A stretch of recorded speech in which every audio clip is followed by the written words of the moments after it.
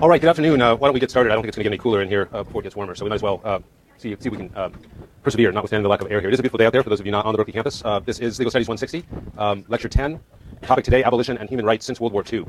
Before I begin, I wanted to just point out that I've uploaded all of the slides now to a Slides 2012 section. I guess you could already see them as part of the podcast, or what do we call them now, webcast lectures, but instead of having to sit through my lecture again, now you can have the syllabus, I should say the slides. So let me know if you have any problem downloading those. We also should have to you next week our paper memo. It's being reviewed now by the DSIs. We'll also be in a position to brief you more on the midterm exam, which is coming up, of course, on March 1st. It's going to be, I will tell you now, it's going to be an in-class exam, which is unfortunate, I know, because of the lack of comfortable accommodations here, but it's, it's a closed book, closed note test, so at least you'll just be writing on your lap or on these little tablets. It's going to be a short answer format where you're either selecting a multiple choice answer or you're writing a 1 or 2 sentence answer. The questions will come closely from the lecture and from the assigned reading. And it won't be like, how many feet to the typical prisoner at Tyburn drop or something like that. That's super sneaky. It'll be stuff that if you were staying with the lecture should be at least in your grasp. Questions? Any questions about that? We'll get more details to you over the next couple of weeks. So I want to go back, sort of before talking about the second wave of abolition, which essentially runs from the turn of the 20th century to the present. I want to sort of recap our study of yesterday, or I should say Tuesday, on the first wave of abolition and the great transformation that capital punishment goes through between, say, 1750 and 1900. Although, as we know, a lot of these changes have already been in place since about 1830 or 1860. So this is a 150-year spread I'm showing here just to get you the polar opposites. But as we saw, this transformation begins happening quite rapidly in England and many parts of Europe and the United States around period around 1830 to 1860. And this is quite a striking difference, right? We talk about capital punishment as if it was a consistent thing over time. But what we can see, of course, is that capital punishment in Amsterdam or London in 1750 was a whole different beast in many respects from capital punishment in those same cities not even 100 years later. Yes, people were still being put to death, and perhaps in an understandable way that means a lot, right? If we told them, don't worry, sure, you're sentenced to death, but really it's totally different than it was 100 years ago. Yeah, but I still have to die. It would be a pretty good rejoinder to the fact that it hasn't changed that much. But in many other respects, certainly as a public ritual to everyone else other than perhaps the victim of the death penalty, it was a very different ritual. In 1750, first of all, it was essentially a universal value. Virtually no one questioned the appropriateness of spectacularly painful executions in public for even non-serious crimes, or we would think of as non-serious crimes. It was widely applicable. Like again, the British had over 300 offenses, and many of them were things like stealing cloth from the factory of Johnson and Sons, or the personalized legislative statutes that may not have made much difference, but showed how willing they were to at least threaten death. In most of Europe, and certainly in the United States as well, the death penalty in 1750 was a remarkably local phenomenon. It did connect to what we might think of as the national elites, because when you were sentenced to death in Surrey, your parents and loved ones and supporters would work their local gentry aristocrats and try to get influence high enough up the hierarchy to get relief that they wanted. But basically, it was a local phenomenon. And if one of the King's Bench judges, as they could, had the initial power to pardon someone sentenced to death, they certainly took local opinion into account, right? So you can imagine at those assize balls, where they got all dressed up to hobnob with the London-based judiciary. Over the punch bowl, they would talk about, young Johnson, he needs to be sentenced to death, but he really shouldn't die. And certainly the judges would have taken that into account. This was true in Europe as well, the continent, although we looked more closely at England. And it was certainly true in the United States, or the colonies of Great Britain in North America, I should say, for 1750, in which everything was very local, the judges, the prosecutors, etc. The death penalty was violent in 1750, and that seems like a non-distinction. After all, how could a death penalty not be violent? But obviously, from what we've studied, you can see that beyond the actual termination of life, the ritual of capital punishment was exuberantly violent. It didn't do anything to try to disguise its violence. In fact, it tried to exaggerate it, right? So you can imagine that the person, like among the Cato Street conspirators who were the last to suffer the full traitor's penalty in London, who were cut down during their hanging and beheaded, were they really alive when they were cut down, etc.? Maybe not. And yet the ritual made every effort to essentially play out the cruelty of it, even when it probably wasn't very cruel at all. As we'll see when we look at the end game of capital punishment in the United States, we have a totally different reaction. Some years ago when I was in Florida, and I'll warn you now, I will show you this picture next week, I guess, a guy named Tiny Davis, they called him that because he weighed about 300 pounds, was put to death in the electric chair, and some things went wrong, and he ended up covered with blood, or at least a lot of blood appeared on his face and chest in the course of the execution. And this generated quite a controversy in the Florida Supreme Court that involved and included photos of that execution scene or post-execution scene. The point being that there was no Florida correctional officer over there, waving the bloody shirt to the crowd and saying, we did it. In fact, it was an embarrassment to the state that they had to deal with and address. Finally, there's something unembarrassedly arbitrary about capital punishment in 1750. If you were in the assize prisoner's dock and were sentenced to death along with a dozen other people, and by the end of the weekend, all but 3 of you had been let go, that wasn't considered sort of a shocking lack of consistency and fairness and uniformity. It was the expected measure of discretionary justice. By 1900, the death penalty that it remained looked different on all these dimensions. It was divided, and divided along just the lines that we remain basically divided. Is the death penalty a shockingly immoral thing to do to a human being, or is it a shockingly moral thing to respond to the killing of one person with capital punishment? Is capital punishment a deterrent, or is it actually not a deterrent that may even encourage people to commit more crimes to avoid the risk of the penalty, etc.? These questions are not only contentious, but they've been contentious for over 200 years with not much of a break and with not much resolution. So that by 1900, the death penalty is a very divided phenomenon, and it wasn't in 1750. And notice, in many ways, it wasn't. It remains not terribly divided in some parts of the world today. After 1860, the death penalty in Europe and North America was remarkably narrowly applied. Essentially, you had to be guilty of murder, or maybe just homicide, but some typically somewhat aggravated form of homicide. And even there, as in the United States, with the degrees of murder, there were still even further distinctions that would limit the death penalty to be applied. For Europe and England, but importantly not the United States, the death penalty in 1900 is remarkably national. It is becoming national. And this is partly the strength of the nation state in 1900. Bless you. Countries like Italy and Germany aren't even countries in 1850. They're still provinces tied into empires like the Habsburgs, etc. See your European history professors for the details on that. The point being that by 1900, these are all nation states, and by and large, they want control over who's getting put to death. And instead of executions taking place all over the countryside, they tend to happen in Amsterdam, London, Paris. They're national events. We saw even earlier that in England, again, part of the genius of the English Constitution was tying local elites into the national power structure through these very circuitous but apparently durable links. So it's not like it was ever completely local or completely national, but by 1900, I should say, it had become determinately national. The national had a clear priority in deciding who would die, who would not. The death penalty in 1900 had been largely pacified. And again, I don't want to diminish too much the obvious pains and suffering incumbent on any death, but the ritual of execution had moved away from its deliberate flourish of violence and had become extremely pacified. And I choose that word deliberately because the very message that the ritual sought to communicate was one of painlessness, a quick death, a painless death, a dignified, at least partly dignified death. We'll talk more about the dignity issue, which is an interesting one, when we look at some of the modern techniques next week. Finally, it was a highly rationalized system, by and large, by 1900. Now, that's not completely true, obviously, because in the United States, juries could still decide, even among first-degree murderers, who would live and who would die. But by and large, compared certainly to the very capricious systems of 1750, it became a good deal more rationalized. Not as rationalized as you might imagine. It's an interesting question that we'll look at the next week. Why even today, I should say in the post-1970s, when the death penalty came back, under the demand of the Supreme Court that it be rationalized even more, that it still leaves tremendous amounts of discretion. In fact, the Supreme Court said you cannot have a mandatory death penalty. Right? You might think the way to eliminate racial discrimination, other kinds of unfairness, who can afford a lawyer, etc., is have some death penalties that are mandatory. If you kill a police officer in the course of a major felony deliberately, you get the death penalty no matter what. That would take away the discretion of the jury to find the defense lawyer attractive, to dislike the defendant on various grounds. But the Supreme Court said you cannot do that. So there's been a process of rationalization, but it has not, for interesting reasons that we'll have to explore next week, run its course. Now, before I turn to sort of the second wave of abolition, I just want to take stock of what I've been calling our sort of social theory toolkits associated with some of the grand social theorists of 19th to 20th century sociology and philosophy. Take note of the fact that, to a large extent, we're sort of forced to look at social theory, or theories of social change, I should say, by the very fact that we're dealing with this rather striking change in the very nature of the death penalty, right? So moral psychology tells us that people in 1750 and people in 1900 feel a strong moral urge to punish people who have committed, heinous offenses that contravene their deeply held sense of right and wrong.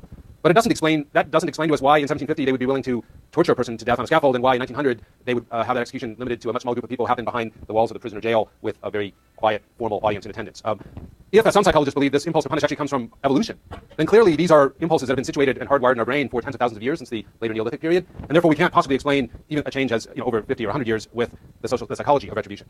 The economics of deterrence is certainly one of the factors that comes into the debate here, but as psychologists have shown, that doesn't seem to be people's intuitive way of assessing justice, but it does become part of the policy discourse. But of course, to understand why that policy discourse makes a difference, we need to have some theory of why concerns about deterrence were more persuasive in the 1800s than they were earlier in the 1700s or 1600s.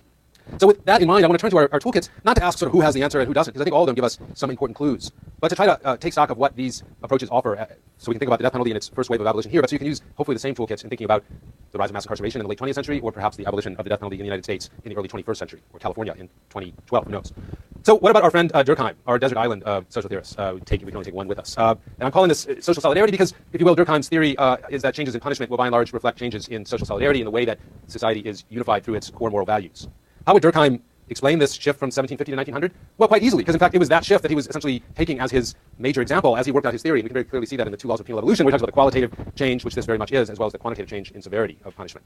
How would he explain it? Well, I think two major factors. One, the changing social value of individualism, right? So as the individual comes to be a semi-sacred, if not fully sacred, subject in our belief system, something not at all true in 1750, certainly not for anybody, maybe for aristocrats, people at the top of the hierarchy. The idea that everybody had some kind of human dignity that gave them a divine gift that enabled them to have real worth that everybody ought to recognize, that was not an idea that almost anybody would have recognized in 1750, 1%ers or 99%ers.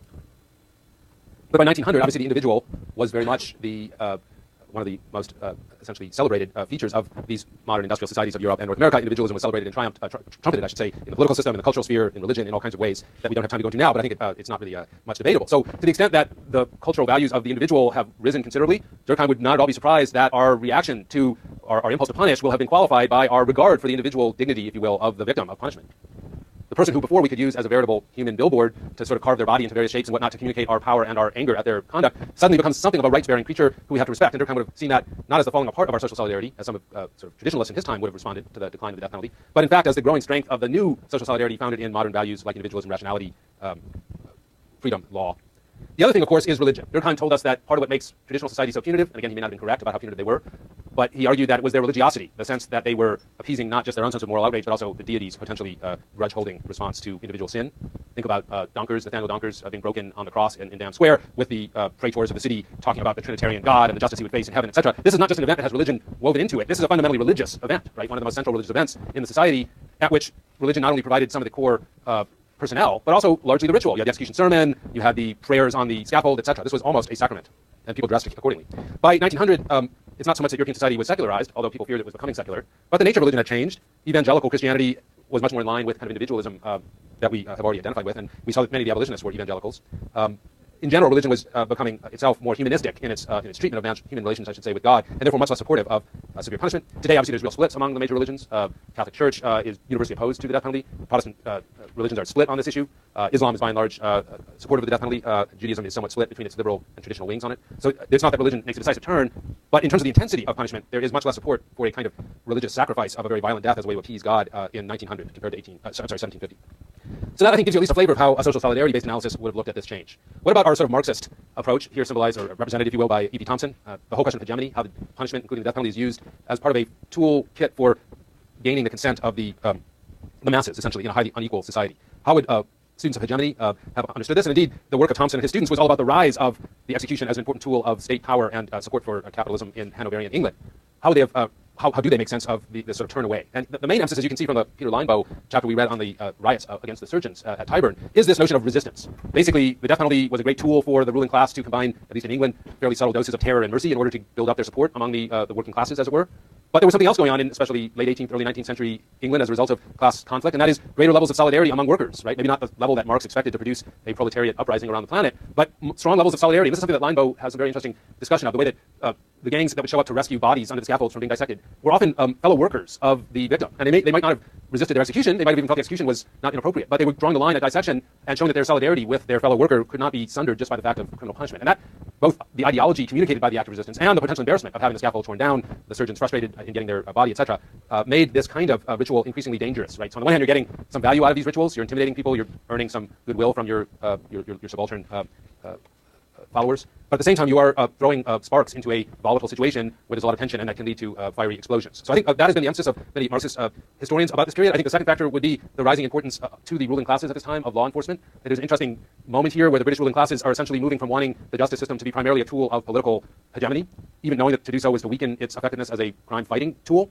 By the 19th century, the 1800s, because of the rise of what we think of today as the middle classes, not so much the big landowning aristocrats or giant merchants or factory owners, but the middling sort, as they would have been called in London, shopkeepers, more skilled workers, semi-professionals, clerks, the kind of people who work for Scrooge and whatnot. Those folks were very concerned about the small amounts of property they had. They were holding on to some part of the British class system. They weren't at the bottom. They certainly weren't at the top. And as that kind of middling sort became more politically influential in countries like England, the idea that criminal justice ought to be there to protect ordinary people from crime began to take on the kind of character it has today, a kind of populist sensibility, so that justice is not a tool for the ruling class to govern with. It should be an instrumental way to protect public safety, right? That's how we think of it today. That's beginning to happen. And as that begins to happen, the search for hegemony begins to shift over to things like metropolitan police departments, highly rationalized prison systems that offer themselves as ways to deliver that public safety. Now, they may not actually succeed in doing that, but compared to the scaffold ritual, these were punishments that went out of their way to try to be effective in that sense. And I think Marxists see this as a sort of shifting strategy of rule within the ruling class, with some conflict. So if you're looking at debates in 19th century law, and indeed the question of abolishing the death penalty is brought before Parliament 9 times between 1830 and 1860. It's defeated. But by the end of that, they've moved it inside and reduced it to murder. So it's being whittled away, and it's essentially a dispute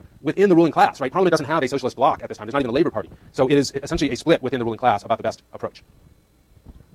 A third school that we've looked at, associated with Michel Foucault, is the notion that punishments are technologies of power. They are mechanisms that are useful not in their own right, but for how they connect up institutions, populations, power holders, and allow those with power to be able to exercise it effectively. Of course, Foucault gives us a very interesting account of the value of the scaffold ritual as distinctively associated with charging up or reinvigorating the peculiar and distinctive kind of power associated with monarchy. And it's clear that in the 19th century, monarchy doesn't go away, but it changes its character. The 19th century is the era when what we think of today as constitutional monarchies are being established all over Europe. Victoria is a real queen, but she can't quite go off with your head anymore. Actually, they couldn't do that after pretty much the English Bill of Rights, so we had a jury trial for that. But queens and kings are becoming tools of parliamentary parties. That's already begun in the 18th century, and it's really taken hold in the 19th century. And from that point of view, we can see how these rituals are less important. Certainly the feature of them that involves violence, publicity, heat, the kind of penal heat I was talking about a few weeks ago, which are very useful for a monarchy because it requires a show of absolute loyalty and kind of exuberant attachment and identity. That's not so useful in party politics, even this not very democratic party politics that existed in England. And so you see kind of an abandonment of that. Now we'll see when we look at the rise of the prison that Foucault also has a very